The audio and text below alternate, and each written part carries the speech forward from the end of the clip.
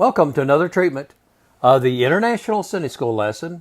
Today's lesson is entitled, Jesus Silences Critics. And it's for September the 10th, 2023, Fall Quarter Lesson number 2. And it's taken from the book of Luke, 14th chapter, verses 1 through 6. Now a little background information. Today's lesson is another incident where the Pharisees seemingly are trying to set Jesus up and trying to test him about whether or not he heals on the Sabbath. And also, too, I want to point out there is a term used in these verses called dropsy. And what dropsy is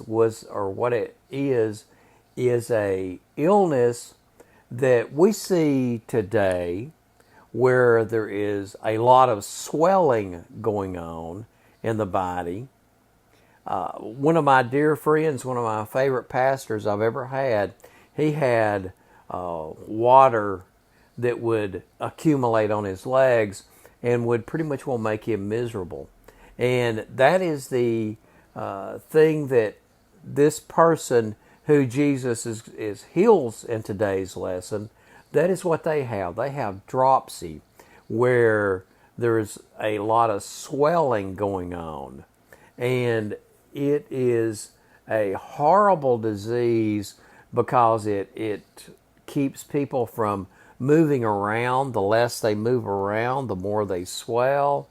And also, too, dropsy, or that swelling, it makes people really thirsty. So the more they drink, they drink a lot, and the more they drink, the worse it gets. So it's a very cyclical thing that keeps building up.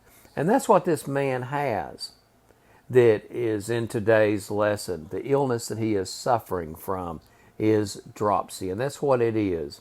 And it's real easy for us in our modern day to not really understand exactly what dropsy is because we don't use that term anymore.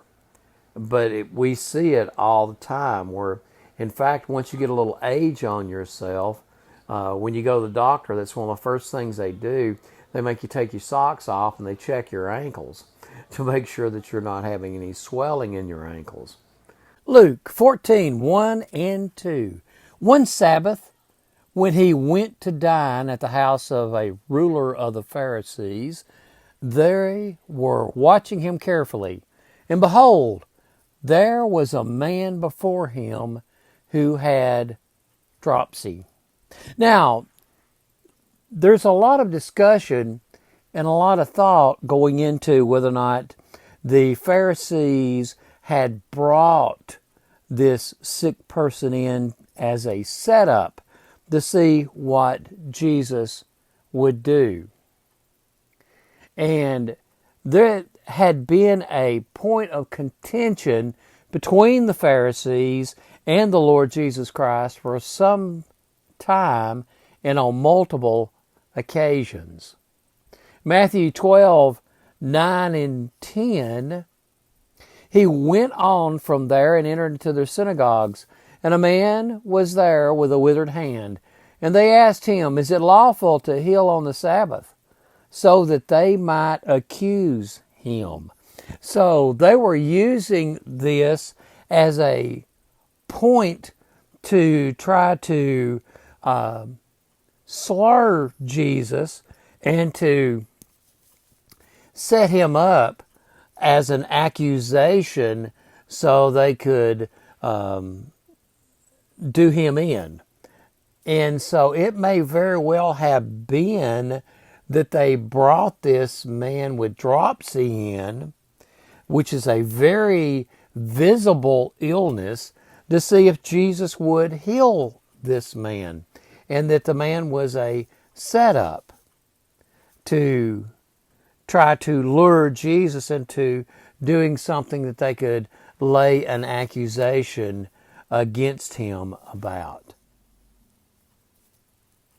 The Isaiah 29:20 and 21. For the ruthless shall come to nothing, and the scoffers cease. And all who watch to do evil shall be cut off, who by a word make a man out to be an offender, and lay snare for him who reproves in the gate, and with an empty plea turn aside him is in the right. And we see here how that Isaiah is talking about people who are laying traps for people. And we see this all the time in various situations where both in the business world, in politics, and unfortunately and heartbreakingly, we also see it in the church world where people will try to do someone in out of jealousy or such as that. And that is exactly what the Pharisees were doing here. Luke 14:3. And Jesus responded to the lawyers and Pharisees, saying, Is it lawful to heal on the Sabbath or not? And Jesus used a very pointed question to the Pharisees and the lawyers. Is it lawful to heal on the Sabbath or not?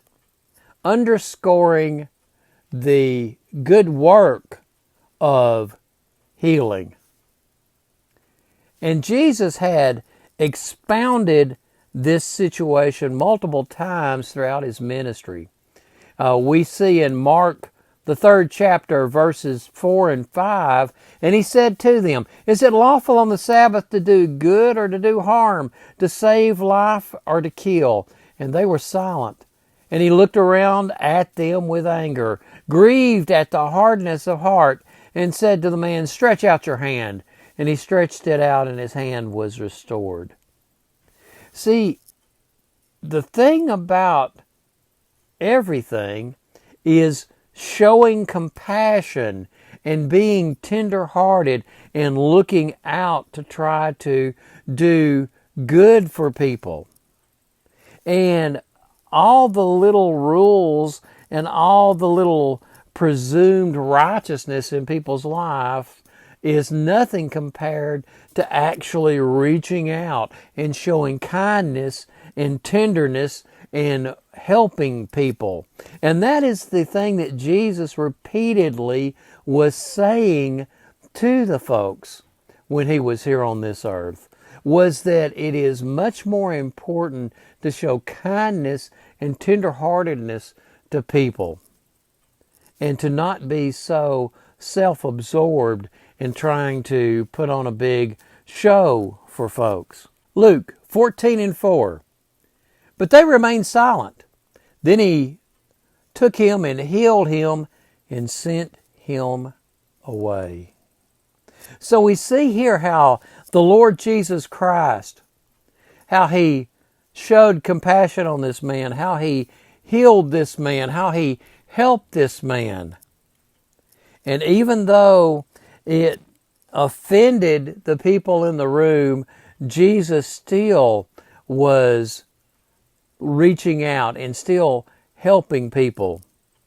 Okay? And that is how we should be living our life. That's how we should be conducting our ministries, is reaching out and helping those who are in need. And if it causes people to slur and dig us for it, then so be it.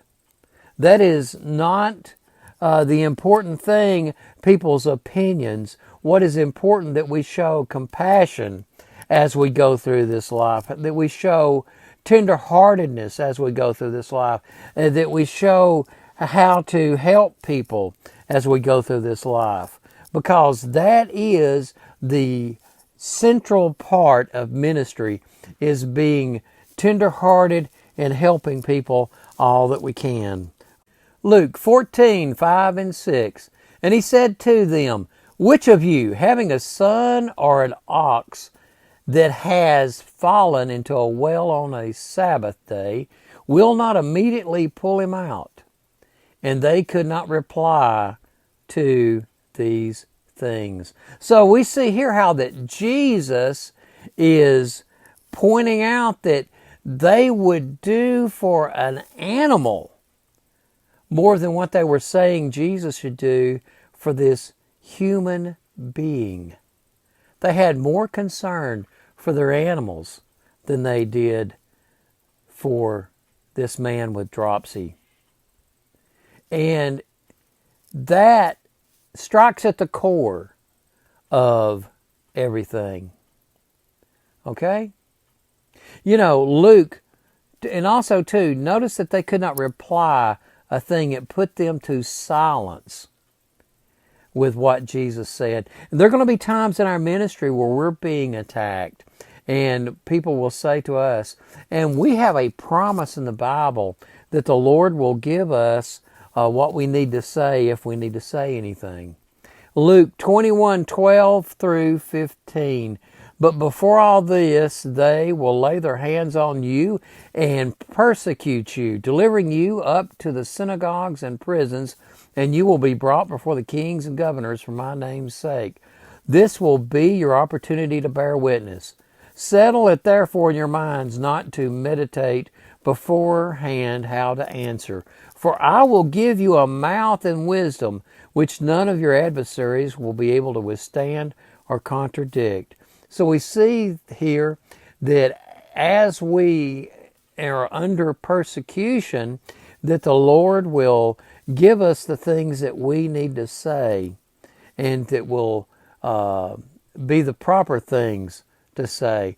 And any time that we are being persecuted, we need to pray through and get the answer from the Lord, what He would have us to say.